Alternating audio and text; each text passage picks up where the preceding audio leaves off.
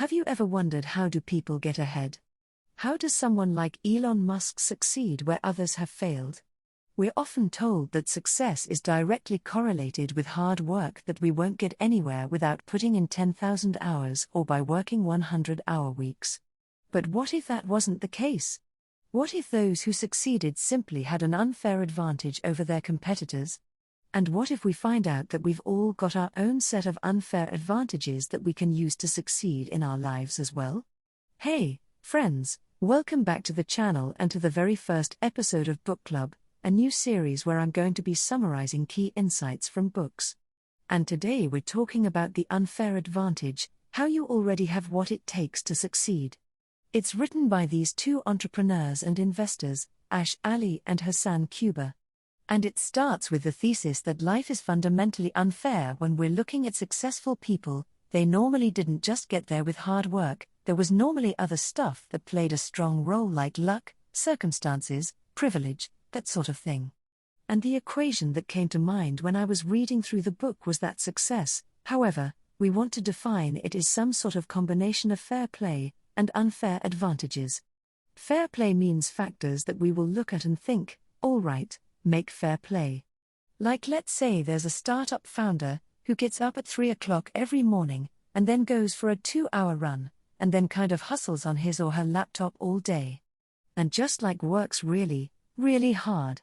That would be a fair advantage. We would say, all right, make fair play to that. In a way, it's something that any of us could replicate if we wanted to, and therefore it is fair. But that same startup founder, let's say his or her parents were super rich and invested $500,000 into the company from day one, that would be an unfair advantage.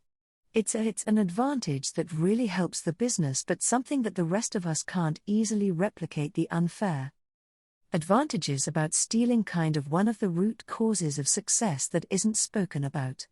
And that's essentially that life isn't a level playing field. Everybody has different strengths and weaknesses inherently. That's number one anyway. But number two, circumstances are different.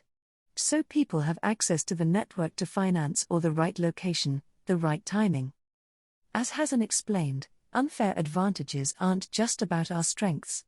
They're also about our circumstances, basically, something that gives us a competitive edge, something that someone else can't easily replicate.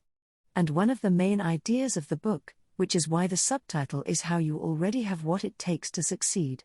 These unfair advantages aren't just for people who are rich and famous. They are for everyone.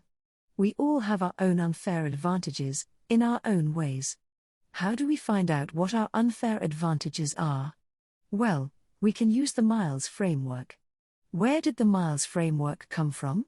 Does that mean that you guys came up with something actually initially came up with as a mass framework? Yeah, just breaking down into money, intelligence and insight, location and luck, education, expertise, and status.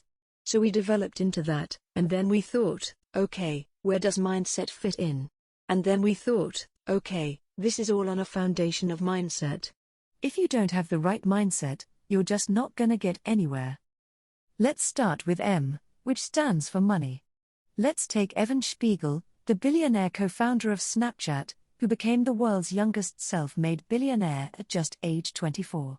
He grew up in a multi-million-dollar house in Los Angeles, attended expensive private schools, and had parents who were powerful and well-connected lawyers.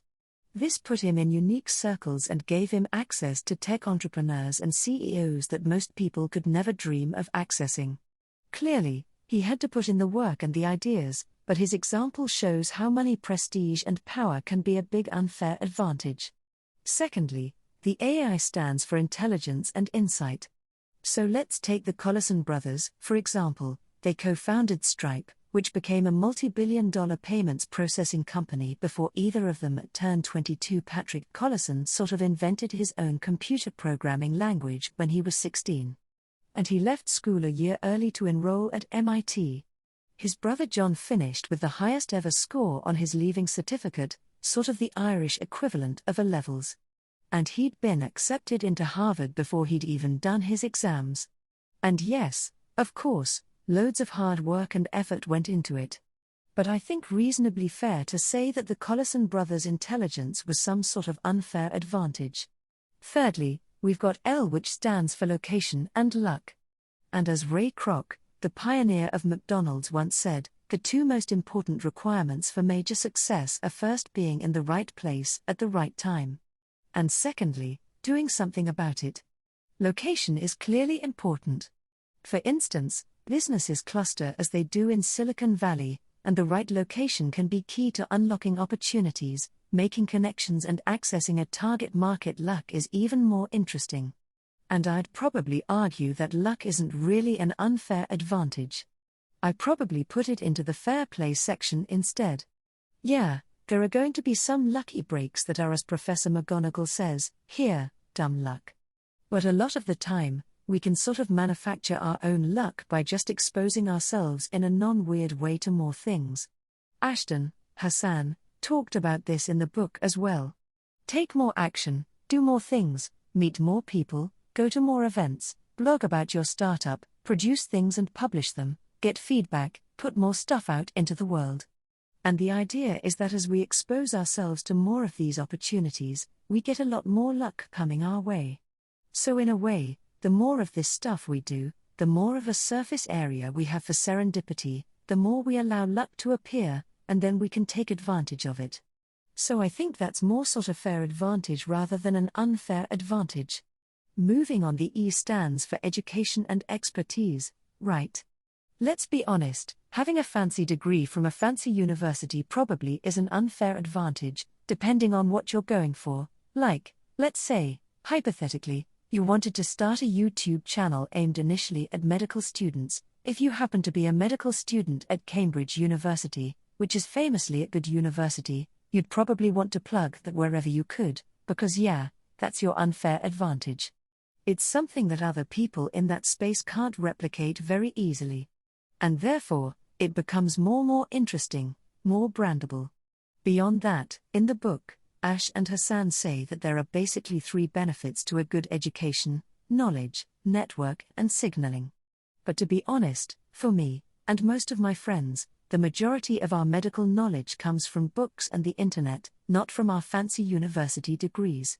When it comes to network, yeah, fair enough, being at university on lots of certain type of network. But when it comes to signaling, like increasingly, especially in the startup world, people are caring less and less about where you went to university, and much more about what you've been doing on the sides, or what skills you can bring to the table. Our value, the unfair advantage doesn't necessarily come from the specific qualification that we've got, though it can.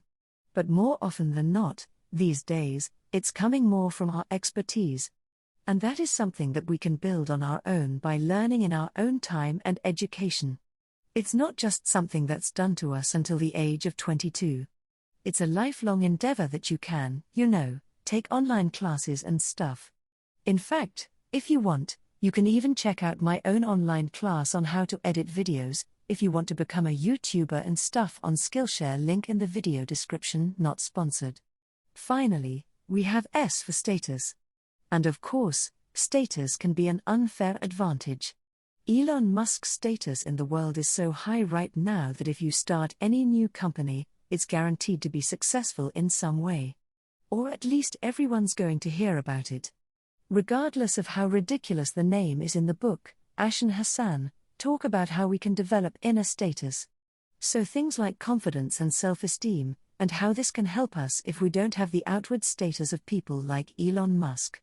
And to be honest, I fully agree with the thesis that, it's really important to develop confidence and self-esteem and all that stuff in ourselves. I just think it's a little bit contrived to put that under the status segment, because I don't know, I think it's more of a fair advantage, like anyone could gain more confidence and self-esteem and stuff, if they put the effort into it.